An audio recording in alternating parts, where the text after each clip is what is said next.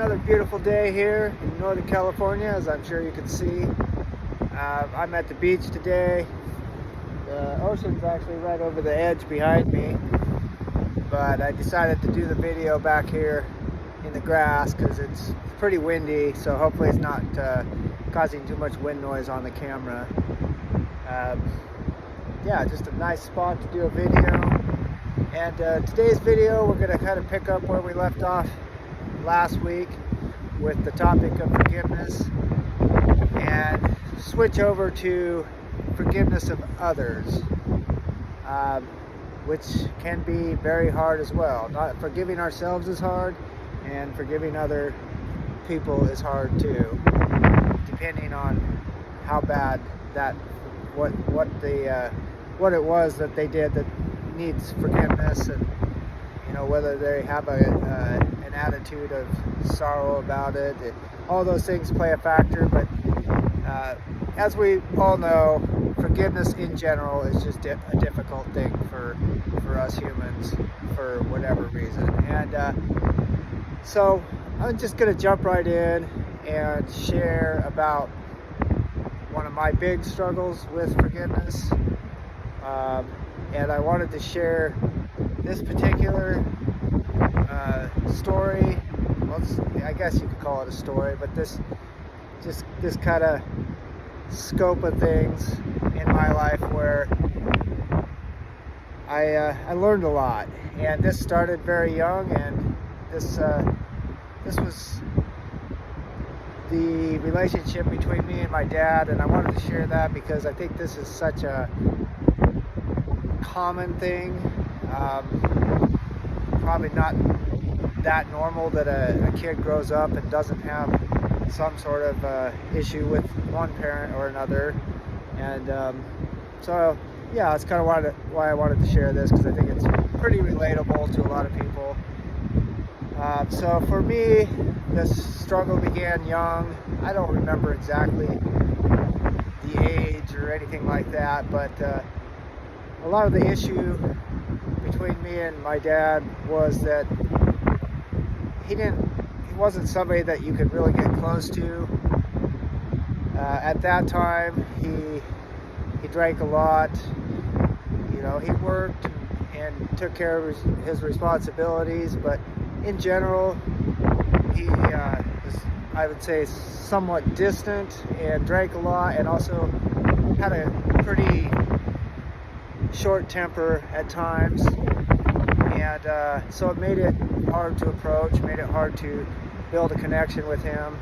And then as time went by and I got older, I could see more and more his flaws just as a young boy looking at his dad. And then as I got into my teenage years, it started to develop into more like I could just,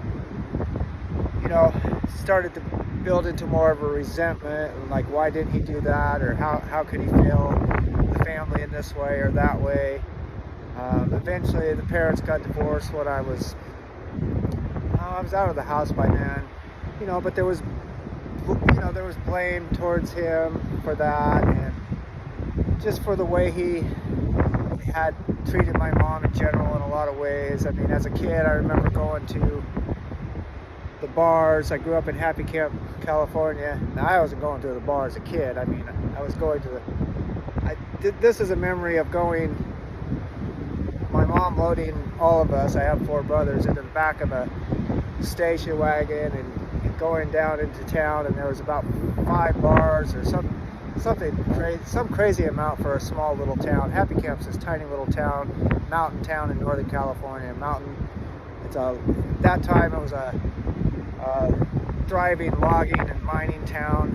Of course, logging sort of died off now, but at that time there was a lot of loggers, and my dad was a timber faller, which I ended up being eventually. And so there was a lot going on. It was very active, and economically that town was actually doing well at that time.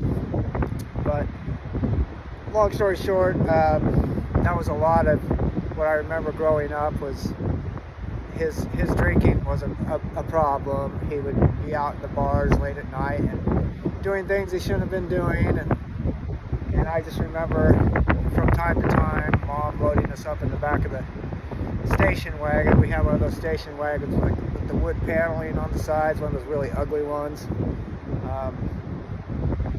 And all our cars were kind of beaters, and yeah, just loading up and going around, and it was just part of life, you know. Just it was a kind of a chaotic upbringing, and you know, I could go into more details, but I think I sort of painted enough of a picture. I don't want to make an ultra long video here, but of how it was. It was a chaotic and conflicted upbringing in that regard. So, and then he professed, you know, profess to know God, but at the same time did a lot of things very contradictory that you could definitely see. And so it just created a conflict within me, young, and then resentment, and that resentment got worse as I got older.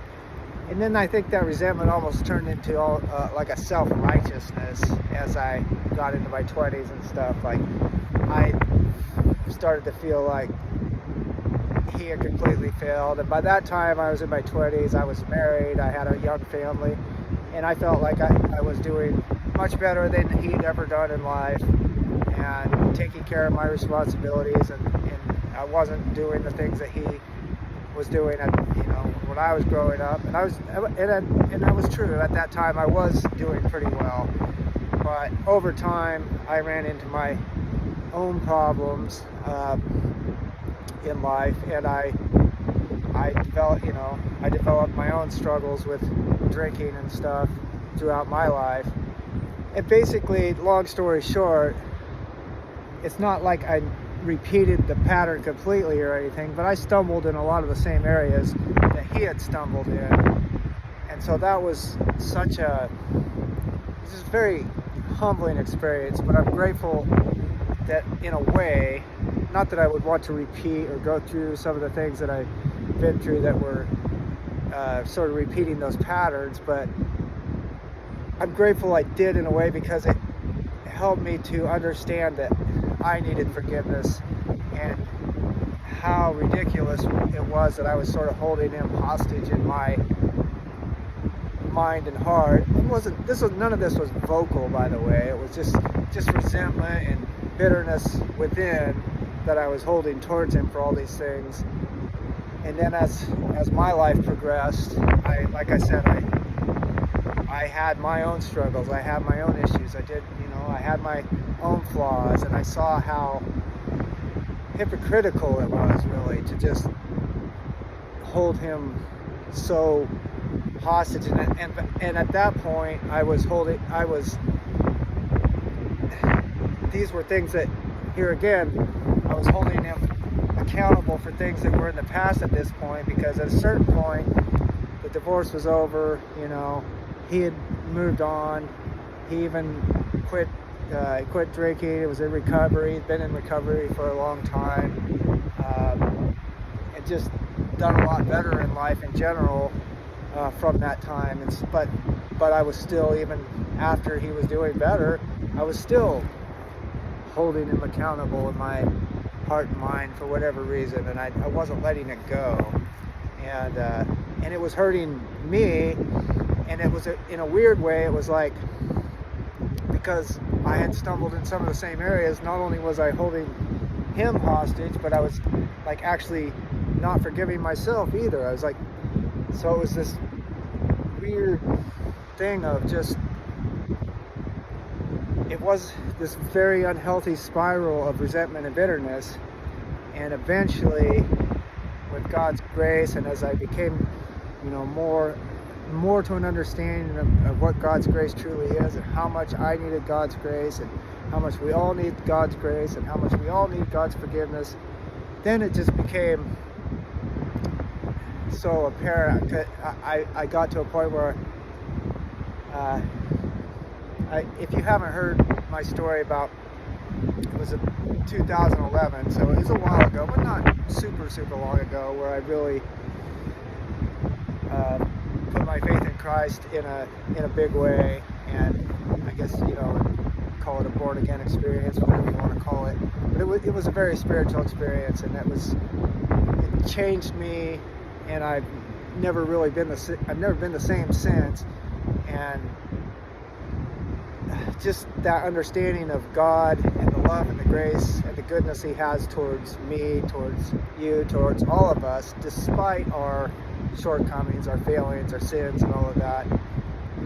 When you start to really take that in, and then you realize you're holding other people accountable or hostage for no good reason, other than just I don't know what the reason would be.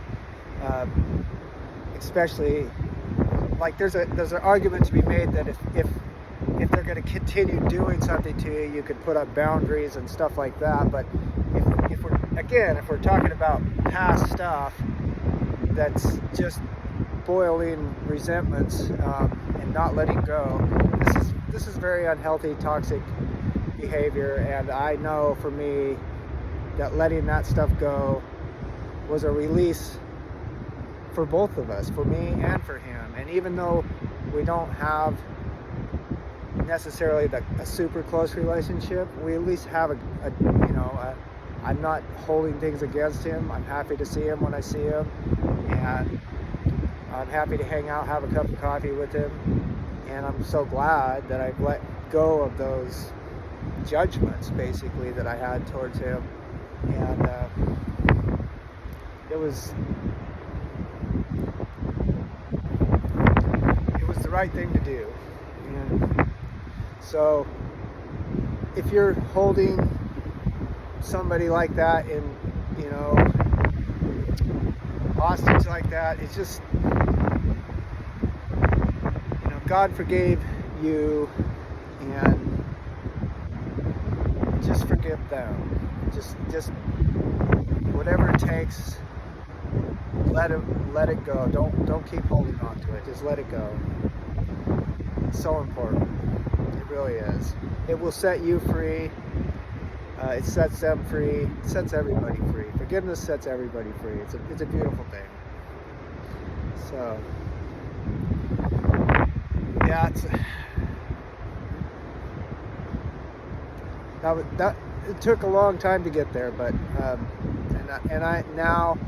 I just try to choose to forgive. Even it's always hard to forgive, but it's just the best way. Yes, the Bible teaches it, and it certainly applies to real life. That's a beautiful thing. It's not just a theory in a book. It's not just,